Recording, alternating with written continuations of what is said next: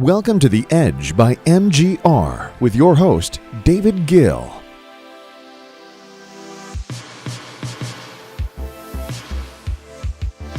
Hey everybody, welcome to The Edge podcast by MGR. Your host, David Gill here. I hope everybody's having a fantastic week. I certainly am.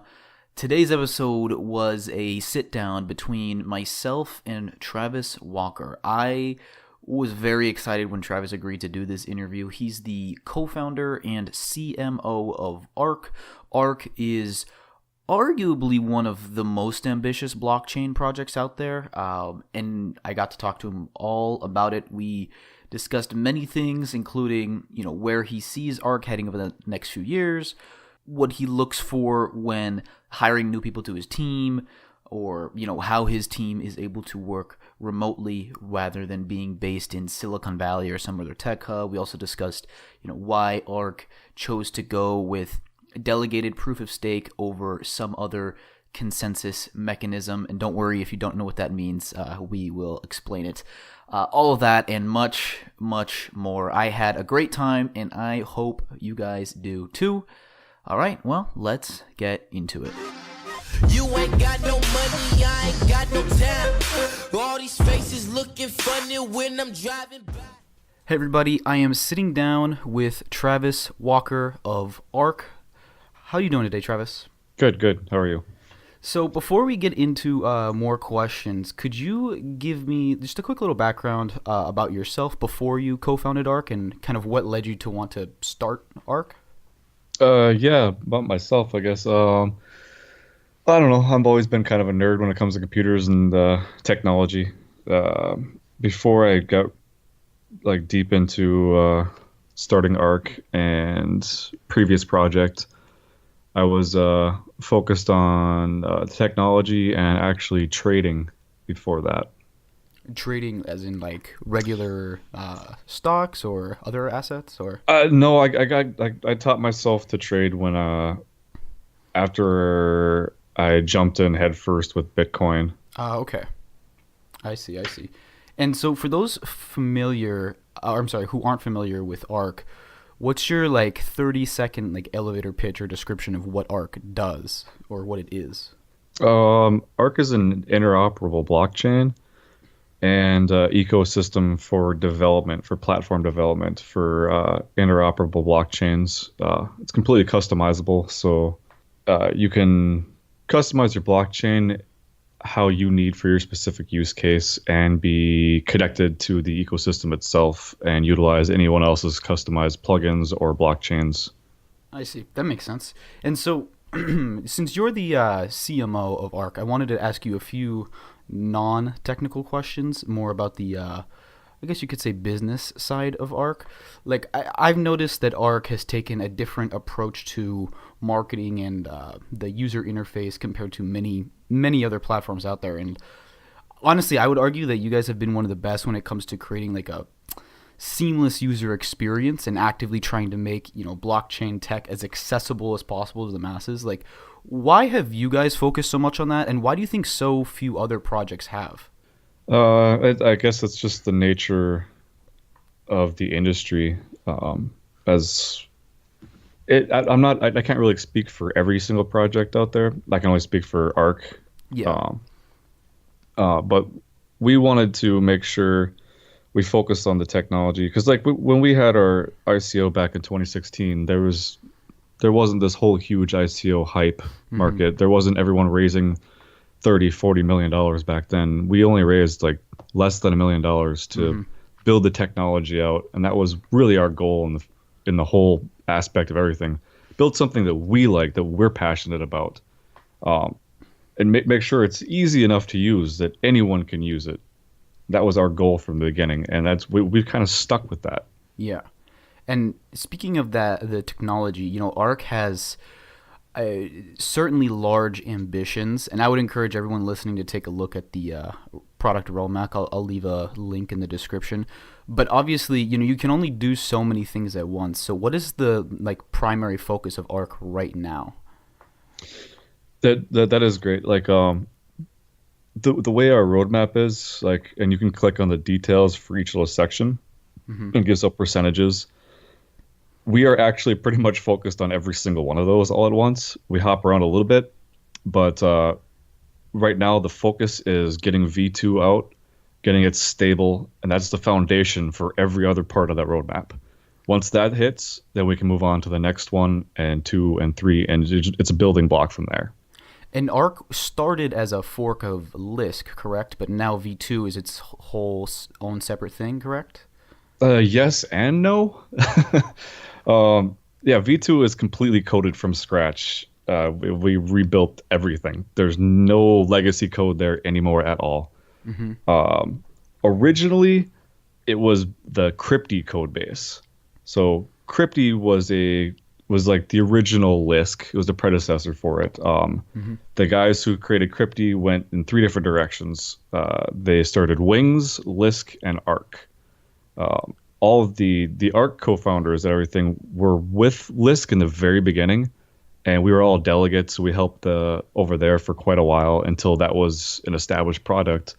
And then when we, like, especially our co-founders that were Crypty co-founders as well, we saw the direction Lisk was going, and we saw the directions Wings was going, and we're still focused on, okay, there's this other spot in the entire blockchain industry that's missing. So we took the most recent Crypty code and we forked that, which would happen to be Lisk V1 at that point in time. Okay. And so when you decided to kind of redo everything from scratch in V2, was it that Lisk was lacking what you needed, or why exactly did you guys decide to do that? Yeah. The entire code, well, there's still legacy Crypty code in all of that, and it's just not what we need. Just like old, basically. we see the like, I don't know, it bogs everything down. It's not clean enough for us. It doesn't do what we need it to do, what the blockchain can do, and that's why we coded it from scratch. Okay, that makes sense. So if we take a look at the bigger picture for Arc, especially like next 3 to 5 years or so, where do you see Arc in 3 to 5 years? And then in the even larger picture, like say 20 years from now, if everything goes well, what is the potential for Arc? That is an extremely, extremely difficult prediction. I understand.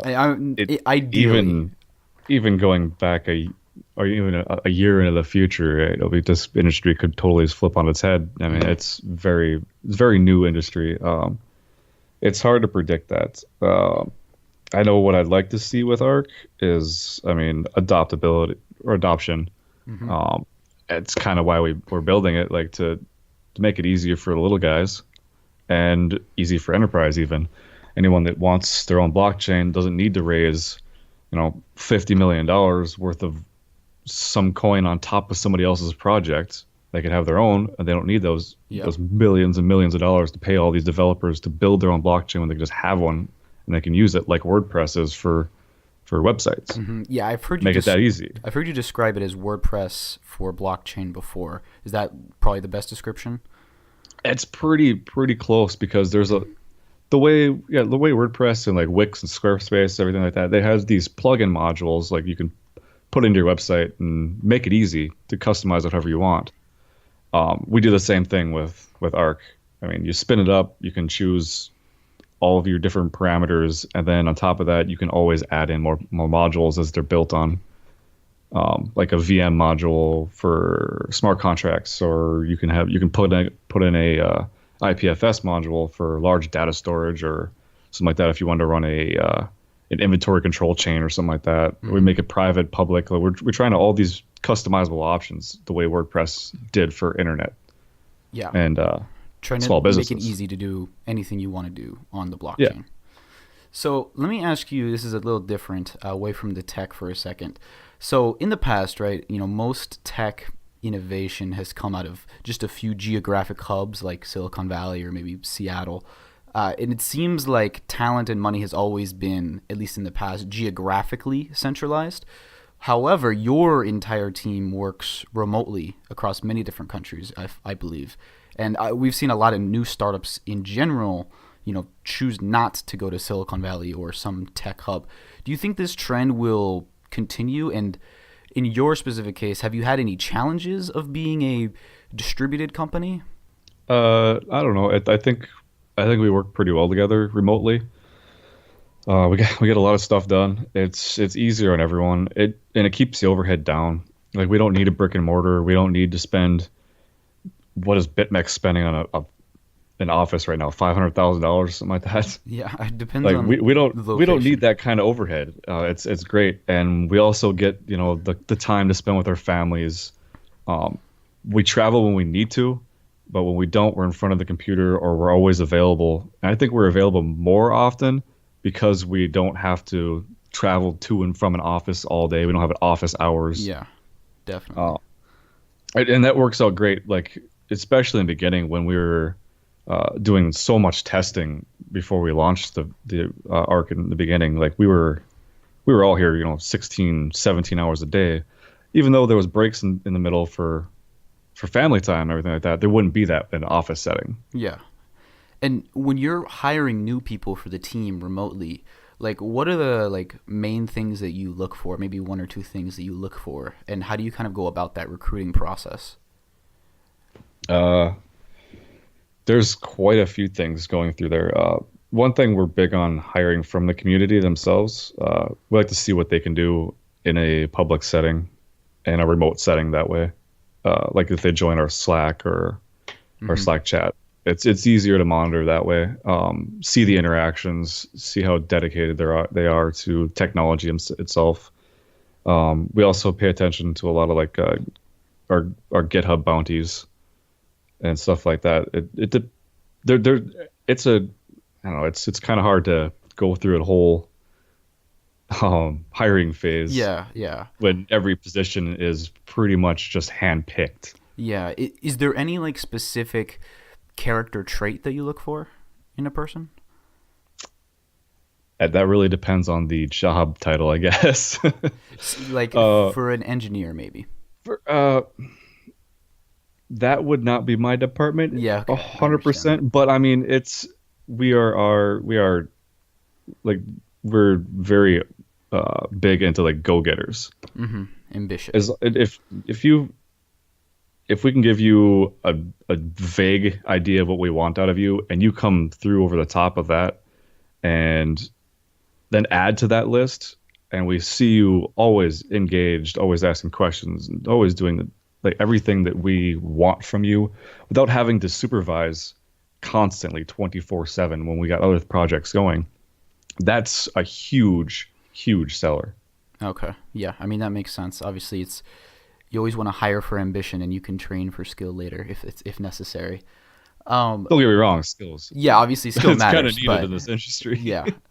So, and this is kind of stemming off of that in terms of recruiting, but overall, when you hear about major corporations like, Google or IBM or Facebook or any big company that says that they're going to invest a bunch of money and build big teams, obviously they have the ability to pay high salaries and attract lots of talent. How do you react to that? How do you go about competing with these multi-billion-dollar behemoths? I think it's kind of cool. They're actually training their own competition most of the time, because all of these developers come in I don't know, it was like Wells Fargo and everything like that. They'll spend $1 billion making this whole blockchain education push, and they'll train 100 developers into how to build a centralized something they want for themselves, and all these developers come out and say, well, you can't do that. We can do decentralized if you want. And they say, well, no. And then those developers move on from that company and become the competition as they build decentralized systems. Then we go out and we start picking them up. They train their own competition. It's great in this industry, I think. So you think because they're kind of antiquated in how they run their companies that it's actually their biggest disadvantage? Is that kind of what you're saying? It's our biggest advantages. I wouldn't say they see it as a disadvantage for themselves. Okay. It's like I said, it's great for us because those people will spend the years training to build something, and then they'll get a bug in them and say, but I could just do it myself, or I could go work for this company, be remote, and do it decentralized and have an open. I'm not like set to someone else's day-to-day schedule and what they want to build. I can go out and build what I want to build. Yeah, that's very smart, especially on your guys' part. So, okay, I wanted to talk to you a little bit about a few technical questions about Arc. First, why delegated proof of stake over, say, regular proof of stake or some other consensus mechanism? We're pretty big on delegated proof of stake. Even before Arc was around, like we were all delegates in another delegated proof of stake model. Before that, co-founders created Crypty, which was a delegated proof of stake model. Before that, a lot of people were following Dan over at BitShares.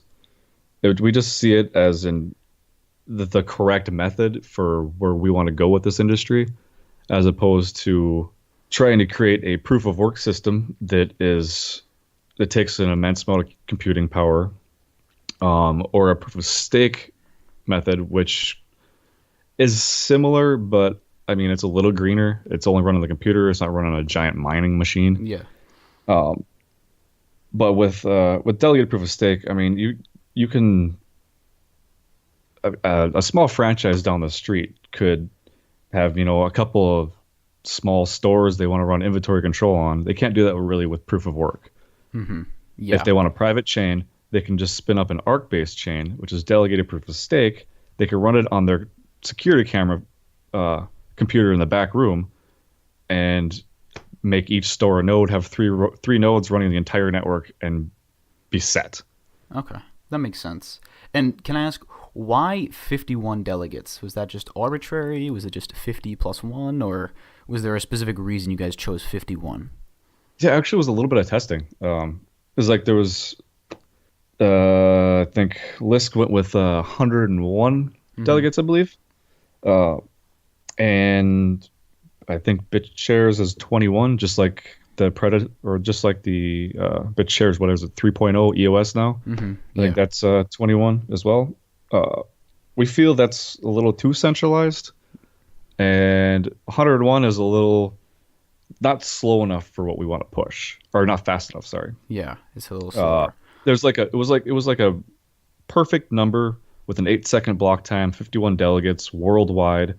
We checked the latency. We saw how it ran, and we just ran with it, and it worked almost perfectly. It took a couple of different numbers to try, but that one just seemed to hit. And with 51, are you guys worried about any potential centralization, or do you think 51 is enough where you won't have that problem? I don't know. I think we've been running long enough that we don't have to really worry about that centralization issue at the moment. Maybe like a new Arc-based chain that did just the clone might have that issue if they're a smaller and they didn't have they did a huge pre-mine and they did it all themselves or whatever. But I don't think we have that issue at the moment. I think there's one or two people that are voted in to the delegation itself that have more than one delegate, but they're completely controlled by voters. And thousands and thousands of holders. Do you think the delegates should have their identities revealed, or that they should have the option of being anonymous? Me personally, I think that's completely up to them. I don't think anyone should force a docs, really. Because I've seen, like, on EOS, obviously they have 21, and I know it's a different platform, but that they are potentially looking at having the people actually like be identified, so you can't have anonymous delegates. That would probably hurt them because they control those 21 people, but that's just my personal opinion. Okay. I mean, it's just a debate. That's the centralization of it. We don't want that centralization. We want the decentralization. We want the public to choose who they vote for, who gets into the 51, who controls the network. That's the great thing is if they're not happy with the amount of information they know about their delegate, they don't have to vote for that delegate. Okay. No, that makes sense. It's obviously, right now there's tons of debates in the crypto community going on about how things should be done going forward. So I always like to see different people's takes on things, I guess. Yep. My personal stance, I'm not saying this is ARC's personal stance by any means, but my personal stance is I'm kind of a fan of the anonymity. I was a big fan of it before, back in 2012, 2013, when I found Summercoin, which turned into Navcoin, which is another privacy coin. I'm like, I've been into the privacy technology for quite a while. Been around. Yeah. So let me ask you this about ARC. Probably the biggest killer feature of ARC is the smart bridges and the ability to connect different blockchains with each other, and it uses what you guys call encoded listeners. Could you kind of give as simply as you can, like a little explanation of what encoded listeners are and how the smart bridges work? Well, the smart bridge technology is actually two things. The encoded listener is one part of it. The encoded listener is like a loophole. That's how we connect to any blockchain in the world. It doesn't matter if it's Bitcoin, Ethereum, Litecoin. It can be any blockchain. And that's a hub and a server that listens to two blockchains, the ARC blockchain and the pre-programmed other blockchain, and does all of the transactions through that. The downfall with that is that's kind of a centralized loophole, because you have to trust the encoded listener themselves, or you have to go to what we call ACEs, and it's another project that builds these encoded listeners out, and they're making a marketplace and like a trust-based system to trust your encoded listener. There's like I said, there's a centralization issue with that, with the trust-based system. But it is also, it's a great loophole for people that just want to connect a straight connection to a privacy coin or something like that. And they don't care about that anyway, because it's already a privacy coin. Right. The downside of that is like you're only as fast as the slowest chain. As for the actual smart bridge itself, it's a vendor field, and it's inside every single ARC transaction. So every single ARC-based blockchain has the smart bridge built into it, and so they can communicate with each other. The vendor field itself is a 255-character box, basically, that you can put in functions. You can type in code. You can put in messages. You can insert whatever you want to trigger something on another blockchain. And so right now, what blockchains are you guys enabled on of the major ones? I believe you are on Bitcoin, correct? Are there other ones that it's been implemented on? Yeah, there's working two-way transfers on Bitcoin, Ethereum, and Litecoin right now. You can also even issue smart contracts on Ethereum from ARC without touching Ethereum. Really? Yes. And this has been around for quite a while. It's the ACES project, ARC Execution Contract Services, or Contract Execution Services. And so why only those three so far? Is it a burdensome process? The ACES team themselves is just refining that technology. They keep working on that. Anyone at this point in time, anyone can start an encoded listener. Okay. It's an open source side project of us, and it's there. Anyone can go there. If you have a favorite coin, you can go there and use some development technology or some development skills. Go there, spin up your own encoded listener, and they can be added to the ACES project too. Okay, that makes sense. So ARC and most crypto projects, I guess the popular projects these days, are kind of first layer infrastructure, I guess you could say, for other second and third layer applications to be built on. But so far there hasn't really been like that killer app just yet that's not a protocol layer. Are there any that you have seen or maybe used that you're kind of excited about? Yeah, I'm not sure yet. There's a lot of interesting things out there right now, and there's a lot that are coming. As you said, we're not quite there yet, but it's going to be really interesting in the next, I would say, the next 6 months to a year to see some of these new applications coming out on these other projects. How do you feel, or like, how do you think, a lot of people are saying decentralized social media, and I mean, really decentralize everything, but how would a decentralized social media company compete with the likes of Facebook or Twitter or whoever? Do you think that's realistic in the near term, or do you think that's something that's going to take a lot longer to really have mass adoption? It may take a while because I mean, look how early we are in this industry, and look how long it took to get the internet going itself. Mm-hmm. Uh, Nobody even knew what email was back in '94. Yeah. I mean, it could take a while.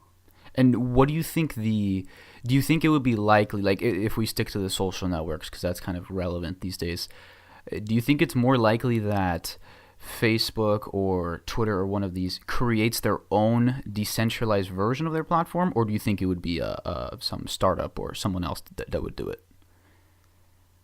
It very well could be one of them. And also, if it's not, sometimes you don't need a blockchain.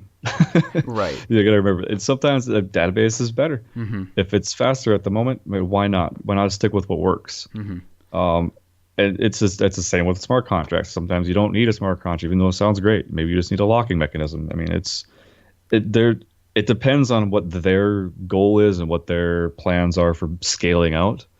I can't say I know how Facebook plans on doing something like that in the future, or if they even want to. Right. Maybe they are planning something else through their blockchain or their decentralized systems of the future. I think it'll be very interesting to see, because obviously there's a lot of, questions going around about censorship and how much power should they have, and maybe decentralization is the answer, maybe not. I don't know. I think it's all very fascinating, though.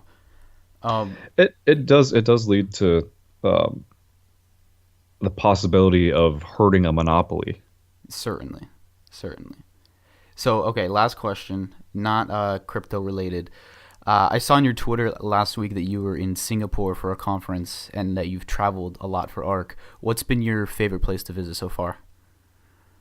I would say by far probably Singapore at the moment. Really? I've heard a lot of great things. Never been, though. Well, yeah, I went there a little early to jump in on the F1 race.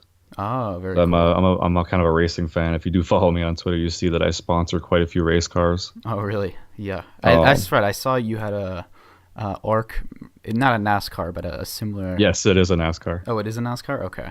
Yeah. Well, I have a short track team. I have two short track teams that are like Midwest. One is jumping around in ARCA as well. And I did have Corey LaJoy from NASCAR driving the ARCA 72 for a while too. Who's your favorite F1 driver? Oh, of all time, Schumacher probably. And what about currently?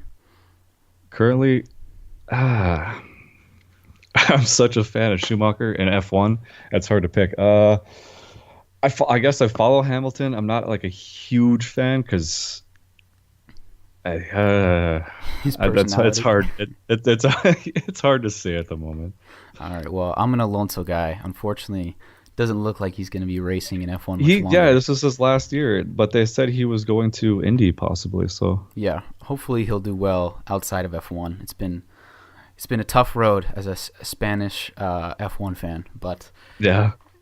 Anyways, thank you so much for your time today. If people want to find out more about you personally, how can they find you online? A great thing would be follow me on Twitter. What's your username? At don'tmind.com, all spelled out. Okay. No actual periods in there. I'll put for everyone listening, I'll put the link to his Twitter in the show notes. And if people want to learn more about ARC, is just the website the best place to go, or? Yeah, jump on our website. There's links to our blog there. If you really want to get in depth, go through the blog.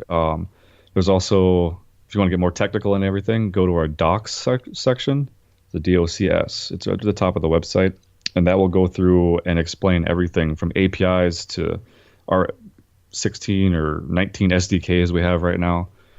It'll go through as much as possible, and then make sure you join our Twitter, follow us on Blockfolio, check out our Discord or our Slack chat. I've seen you guys are probably the most active on Blockfolio out of anyone I follow, for sure. That was I've had positive and negative from that. I can imagine. Anyways, for everyone listening, I will put all those links in the description so you can find those easily. Travis, thank you so much. This was great. Any parting words that you want to leave with the audience? No. Thanks for having me. This is great. All right. Well, thank you very much. Bye-bye. Thank you. Bye. Hey guys, David here. Before you go, if you listened to this episode this far and you enjoyed it, all I ask is that you share it with one person who you think would also enjoy it, someone who you think would be interested in blockchain or Arc or what it takes to run a project like this. It's all very interesting. Also, please leave us a review if you did enjoy. It means a lot to me. It means a lot to us. And finally, I wanted to take a second to tell you about what we do at MGR.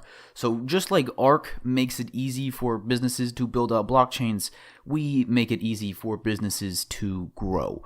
We're a full-service marketing agency, and by full service, I really mean it. From managing your ad creative to diving deep on business strategy or even building out entire web platforms, MGR does whatever it takes to help your company grow. If you want to take your business to the next level, that's what we do.